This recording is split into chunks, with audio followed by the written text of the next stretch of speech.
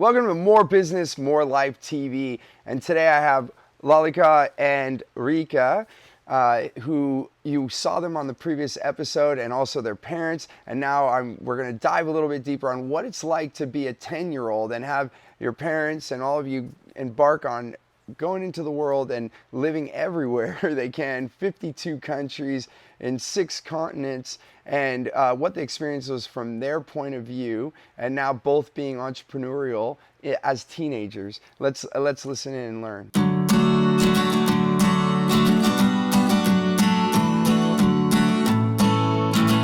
Well, welcome back to the show. I'm excited to have you, and it was amazing having all of you on the show with your family, and then being able to speak with your parents about their decision to hit the road and leave Australia. So you're born in Australia, and then at about age 10, your parents made and for other people, they thought wild decisions, radical things. Oh my gosh. And your mom even told me that your grandmother was even talking to you and saying, your parents are making the wrong decisions, stop this. So maybe, I want to talk about like what that was like for you, and then obviously the rewards. I mean, there's so many things. Both of you are entrepreneurial now, and you're having these successes, but what was it like at the beginning stages? I mean, when like people in the world are looking at your family as like, what are you doing? Are you crazy? Oh yeah. I do actually have a vague memory, or it's not that vague, it's pretty clear, of all the grandparents at the table with parents when, because we had that discussion as a family that we were going to go and take our travels international and really set off out into the world. And it wasn't received well from the grandparents. And, I don't blame them. It was their perspectives and their worries of, oh goodness me, now you're taking, first of all, we were already being homeschooled for 2 years, but it was the whole, oh my gosh, you've taken them out of school, now you're taking them on the road, and like, how they're not going to have friends, they're not going to be able to learn, these were all their concerns, and what they didn't realize was, of course, it was a decision that the 4 of us made together, and so, I mean, they were blaming our parents, but we were very much invested in the whole journey itself. And I mean, not to any disrespect to them, but really it was one of the best decisions our parents ever made, and I am grateful every day for the fact that they had that courage to sell basically almost everything we owned, and with a few suitcases and backpacks we had, like that was it, and we set off. Well, it wasn't a travel. few. It was a lot. It was a few. It was a lot of stuff. It was like 3 or 4 suitcases and like 4 backpacks. At the beginning, we had way too much stuff. It was way too much. Yeah. we were really excited to start our travel, especially overseas, and I mean, it was a little tough with grandparents and everything like that at the beginning. It was a daunting task. But it was, I mean, we still kept in contact every day via Skype and all of that sort of stuff. But not the same, but it was still possible to keep in touch and all of that and everything. Right, technology is advanced. And even in the 9 years you've been traveling, it's gotten better and better and better, so more opportunities. I'd be over the phone with grandparents. They'd call me up with like technical problems with everything, and I'd be on like 2 or 3 hours. I was the tech support for them. In India and then in Turkey, and you constantly tech support everywhere. So I was always, sometimes spending quite a few amount of hours helping them, being with them anyway. So it was. And grandma actually, one of our grandmas, has traveled every single year to be with us, no matter where we are in the world, spent months with us, and she's been to places she'd never would have had any desire to go to by herself. She hadn't been here before. Because we were there. But she came and visited us, and we spent 3 or 4 months with us sometimes, so it was great. And I get it, it's not disrespecting them that our grandparents and everybody else, and even other people in the world, they only know what they know, so it's just the perspective, and you all took a chance, and you all agreed together, which is awesome. Was there any fears or anything that loaded up in the early part of it, or was it just like, let's go? For us, or at least for me, I think, but for us, pretty much. Yeah, I don't think there was. No, we were pretty carefree. I don't know. It was. We were quite. I don't think we had. We were really excited to go. Yeah. I think that was our main emotion was just excitement to really Yeah. get out there. And travel is always something we've loved doing, and I think that was, you know, always such positive memories for Yeah. us, even when it was like little trips around Australia or, Yeah. you know, little holidays and vacations. And yeah, so the prospect of doing that, you know, not like Yeah. constantly being out in the world and adventuring, exploring, and going to all these different places that we'd only ever read about in books before Yeah. and stuff like that, and getting to see that in person was something that, you know, we're really grateful for now and don't take lightly, but we were very excited.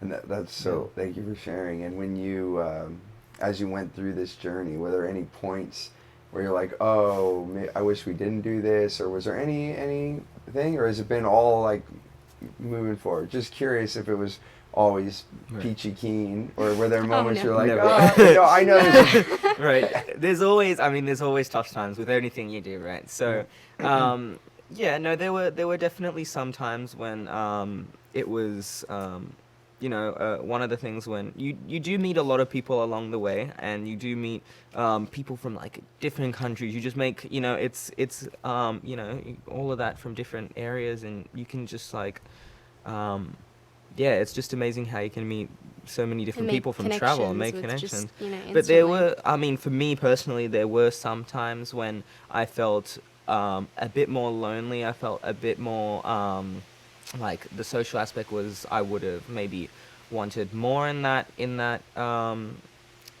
sense. But it always came back to there can never be, you know, something that's almost I guess perfect in that sense, like where you can have all of that, because then I could have been back in school and I could have had all of those social connections, but then I would be in that same old Maybe you'd be looking at travel as the thing you wished you could have more yeah, of, exactly. So it was you know, those all things, perspective.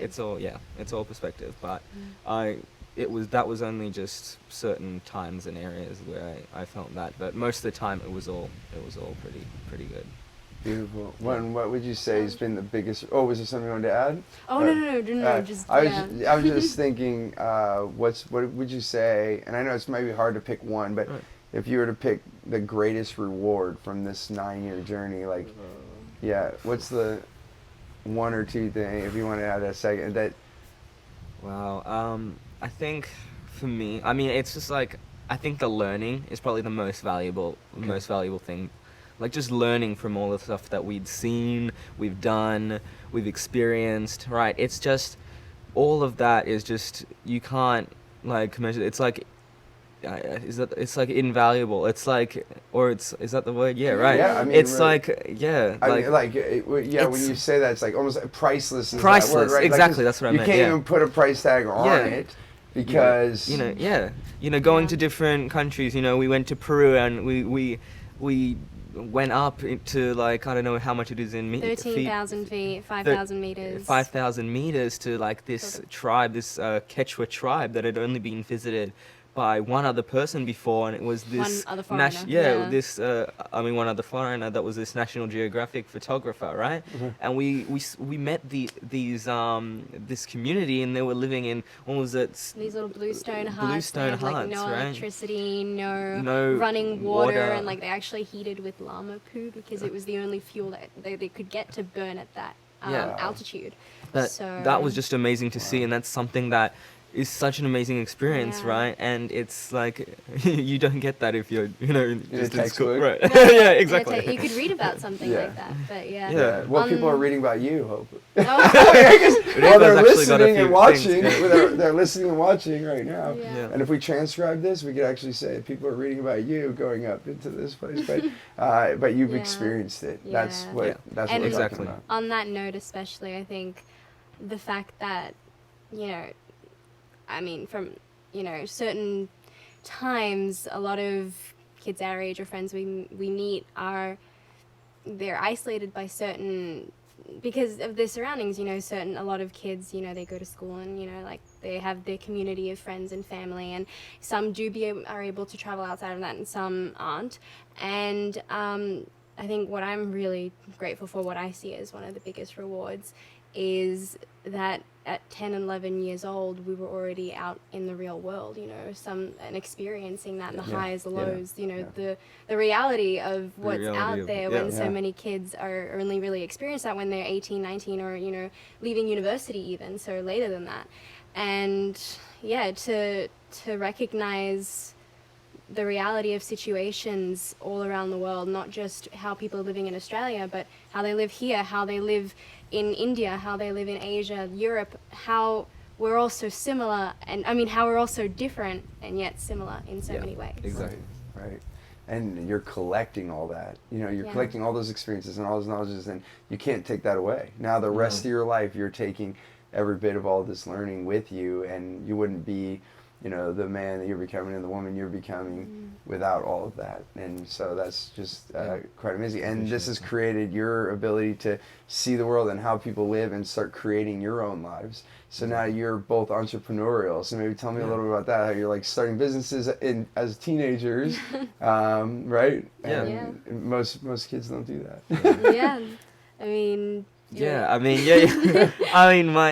mean, starting at like, you know, at 13 and 14, I was already thinking of how I could possibly turn what I like doing, or what my finding out first what my passion was, what I really love doing, and turning into something like a business, something I could, you know, make money off as well, right? Yeah. And also helping people, because that's a big thing that I always, I mean, starting with, you know, helping my grandparents with technical problems, right? I always liked, you know, helping people any way I could, right? So I wanted to create something that I was really passionate about and also help people at the same time. Beautiful. So, with travel, that's what also inspired me. You know, I started planning our travels from when I was 12 and 13. My mum was originally the designated travel organizer, and then, you know, I got curious and I started, you know, all right, well, I want to give this a go as well.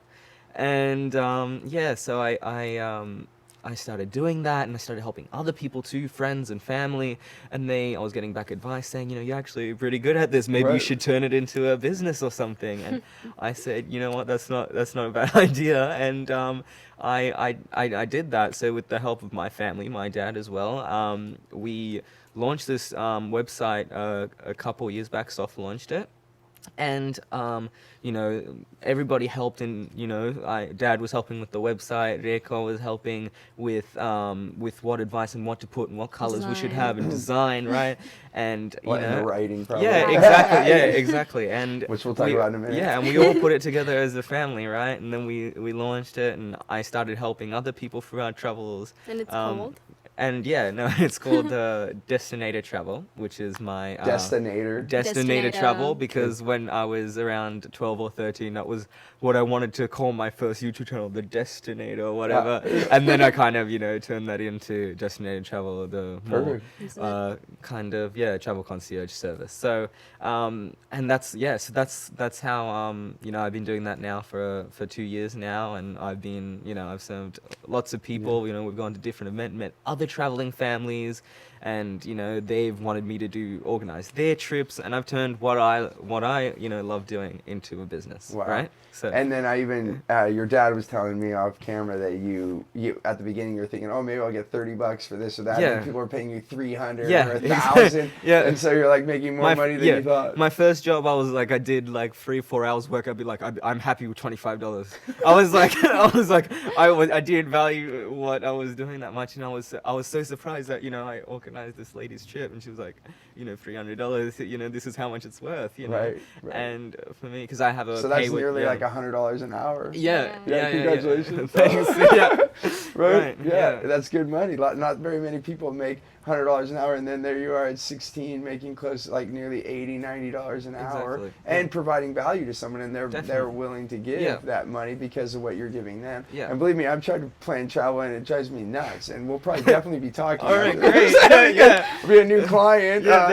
And then even with my wife, she'll take that on, but then I lose her because then she's off figuring stuff out, and we can be doing more family things, you know. So even if you're good at it, doesn't mean you should do it if you're in that family space. Well, it's quite amazing. And then I think you were telling me now you have an opportunity maybe to plan the travel for over 60 6,000 students Yeah. traveling Yeah. abroad, which is perfect for you because you've lived abroad. So you're like, it's almost like Yeah. a perfect job for you. Yeah. So that's almost, it's going to be like another, I guess a little bit more complex step, but almost similar to what I'm already doing. I'll be basically planning all these university students to get to other more like places like Panama, and they're going from the US to earn college credit in other places. What will be different is I'll be the person reliable for everything that, you know, goes right or wrong, so I'll be on call and all of that sort of stuff. But, you know, that's another way I'm going to be making more. It's another learning experience. Yeah, another too. way I'm going to be scaling learning. your And business yeah, from yeah. a few clients And to 6,000. yeah, I mean, that's just how it is. And from there on, you know, that's the stepping stone to the next thing possibly. And, you know, and that's just how it is with business and everything like that. So, yeah, no, I'm excited and I'm looking forward to it. And I'm heading in the direction that I am passionate about and happy with doing. Like, so that's my goal. That's beautiful. And you've just recently turned 18, or you're? Yeah, we just turned 18 in we're June. twins. So Yeah, twins. yeah. Right. Yeah, that's beautiful. Yeah, we should have let everyone know that. Yeah. That's Yes. good. I'm What- 2 minutes older, so yes. 2 minutes Yeah. older. Okay, perfect. There you go. That is quite amazing, and seriously, congratulations. And this is just this is why I wanted to share your story on Thank camera, you. because these things are possible if we allow ourselves. definitely. And you know, an age it definitely brings us experience, but there could be somebody that hasn't experienced as much life as you have in your 18 years that are 50 or 60 just because they went through a normal protocol. And what I say is they're living someone else's life. You know, so often when, you know, here, I don't know if they ever said this in Australia, but in America, they call it TGI Friday. Thank God it's Friday, right? Yeah. And the thing is that people have that is because they're doing Monday through Friday, living someone else's life. And then, you know, Friday night and Saturday, they get to live theirs. And then Sunday, that even fades away because they're already thinking worried about Monday. Yeah. And if anything, you've already learned that. And so that's amazing. And, you know, just for all the other parents that are out there watching this right now, that you have the opportunity to talk to your children and maybe make a different choice and give something like this to their kids.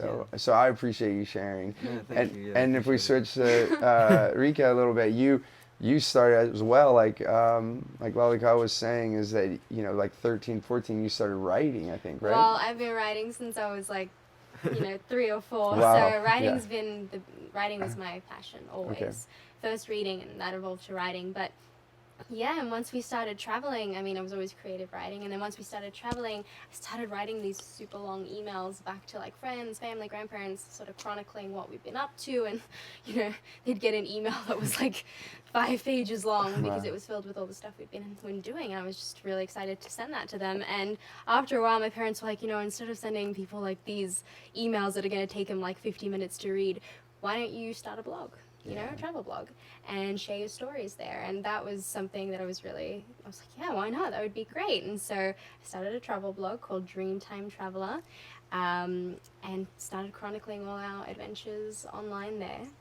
But it was actually when we traveled to Spain in 2013, so I was 12 at the time, that I had this really incredible experience where I met a friend of ours we'd only ever met before via Skype, and you know, he was also an author. He was an author, and he had a dog, a 2.5-year-old Patterdale Terrier. And from my experiences of being there in Spain, sort of, it was a country I've been wanting to go to for ages, and I was finally there. Nice. I was able to be inspired by all these things around me to write my very own fantasy fiction adventure novel. So it was something that I didn't start out thinking like, oh my gosh, yes, I'm going to write a book now, but I just was inspired by everything that had happened there to just write a story. That's how it started out, just a story.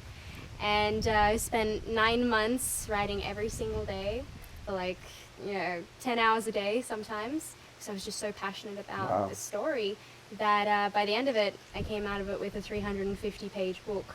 That I then decided to publish. Beautiful. So there I was, it was like 13 years old, and I was like, yeah, you know what? I want to publish a book. Perfect.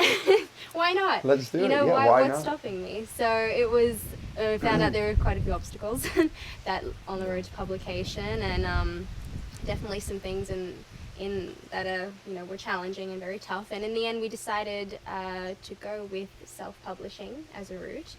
And that was a whole journey and adventure in itself, because really as a family, everyone really pitched in and helped out, but we became publishers as a family. We had to like get our own, we sourced our own editors and designers and copy editors and illustrators and everything that a traditional publishing house will do that really goes into self-publishing a book. Right.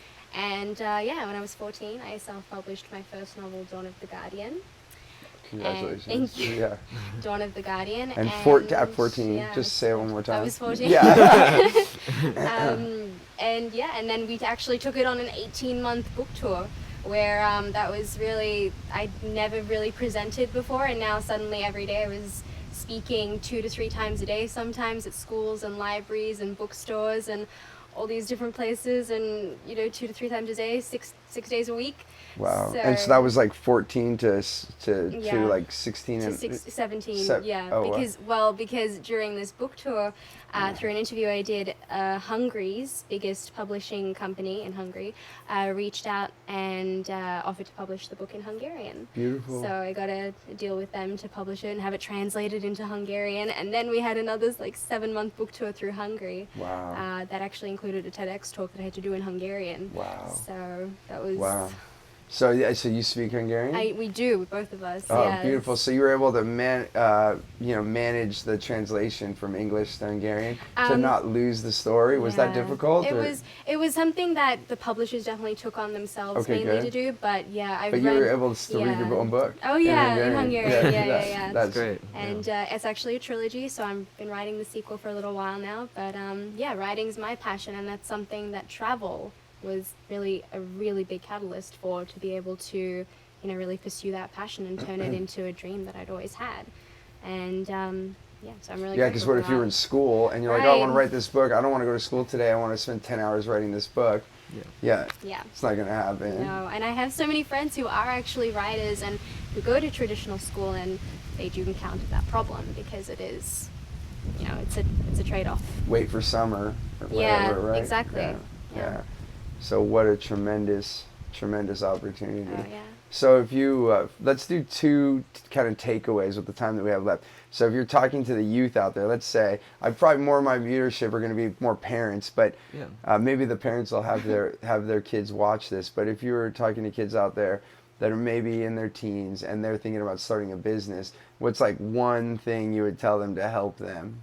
And maybe from each of you, Right. I think mine would probably have to be that, you don't have to, there's so much more that is possible. You can turn your passion into something that is, financially viable, right? Yeah. You don't have to, I've known a lot of people that, they look down that road of 9 to 5 working KFC or McDonald's or something like that, or, even some after university, and they don't pay $80 to $100 an hour. They just get depressed, and they just, they don't want to do that, right? And a lot of them get lost, and they don't know what they want to do, and even at such a young age to decide what you want to do for the rest of your life, it's natural for someone to change during what they want to do, right? So it's such an overwhelming thing for a young person to decide. So it's, find what's your passion, and you can turn it into something like a business and make it financially viable. Absolutely, and I'm going to add it because I say this all the time, and I'm glad you said this, that I believe you're meant to do what you love. In fact, the fact that you love it, that's your body telling you this is your sole purpose. Like, this is what you're meant to do.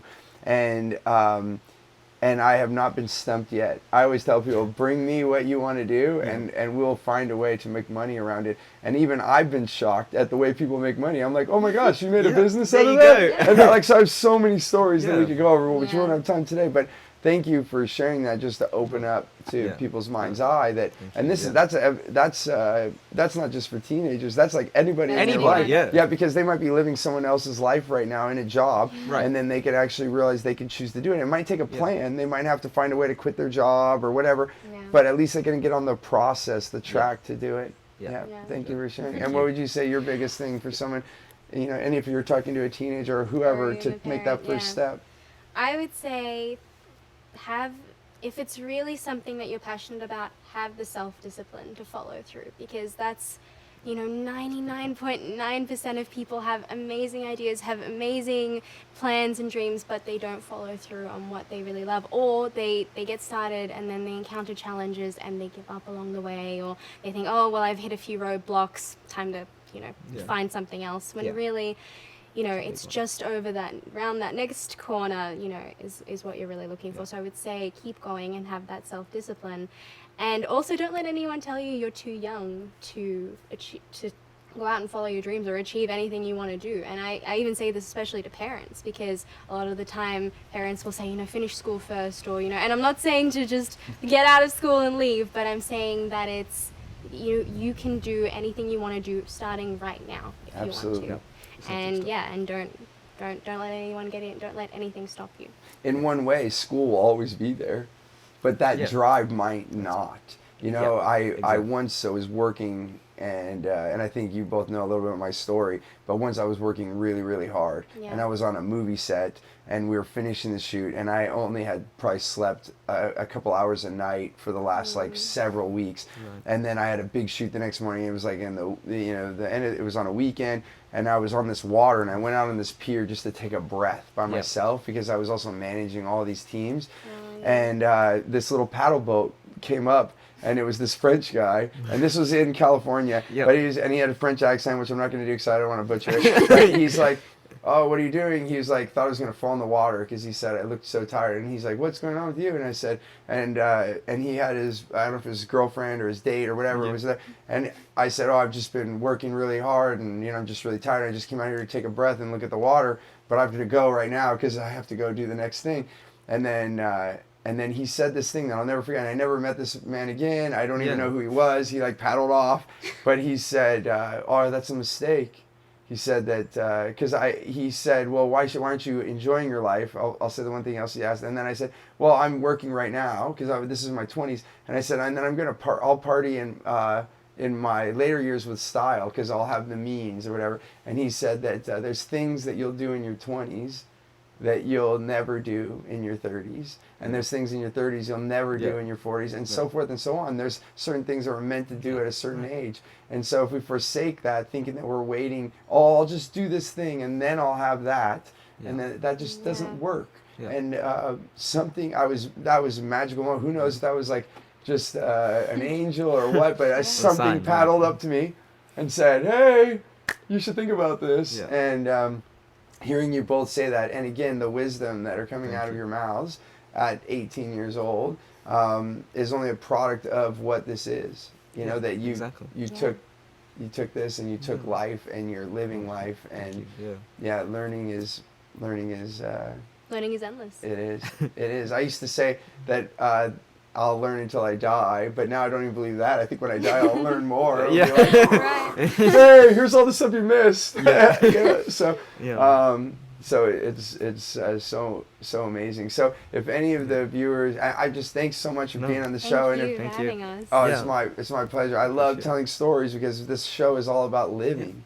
And creating your abundance around it. It's like choosing your life and creating your abundance, your life, whatever you need. So design your life and then build everything around that, which is exactly what you're doing. Yeah. I want to live and I want to write. Okay, let's do it. Oh, if we have to make a publishing company, we'll just do that. Whatever it is. Yeah. Do it. Oh, I love helping people travel. I might as well make a business out of that. And then people are paying you hundreds of dollars an hour, And it comes with challenges. It's not eeasy. It's hard.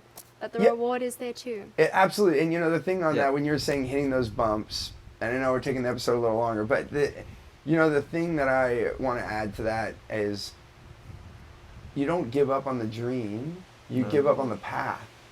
Sometimes it's hard because we're going down a way, and I find too often as entrepreneurs, people in the world, we keep thinking, "Oh, I'm going that way, I must stay on this road," when the fact is when that road sucks, just go get on another road, but still go to the direction. There's many roads lead to where we want to go. Exactly. And then you're right, it can be tough, but it doesn't have to be tough for long if we actually have the clues to stop going down the path that we're on and still get to the destination. Absolutely. Right? Be flexible. That's it.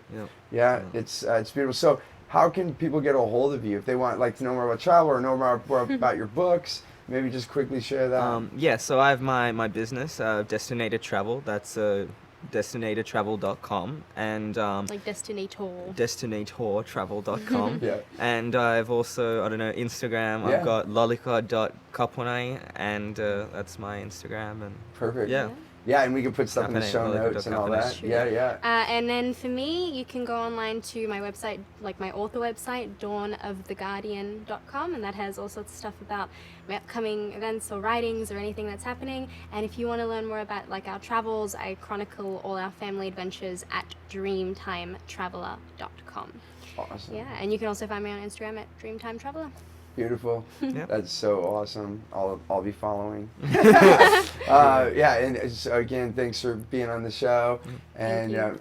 Thank you, Stu. I'm grateful for you sharing your story. And I hope that this story has touched you in some way. And it's always nice to hear what was most valuable. So in the comments, tell what was the most valuable part of this episode. And please do ask questions and share your thoughts so that we can, bring more of what you want on some of the next episodes.